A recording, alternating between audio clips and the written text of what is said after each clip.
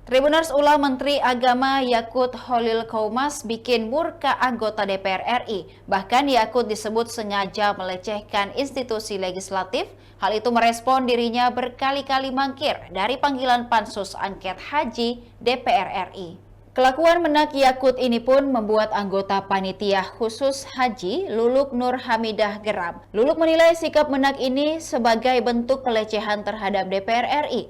Dikutip Tribun Timur dari tribunnews.com, hal itu diungkapkan oleh Luluk pada Senin 23 September 2024.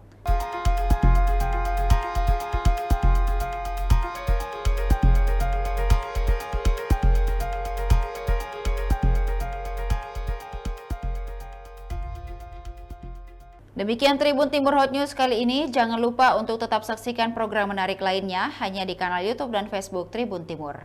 Download Tribun X sekarang. Menghadirkan lokal menjadi Indonesia.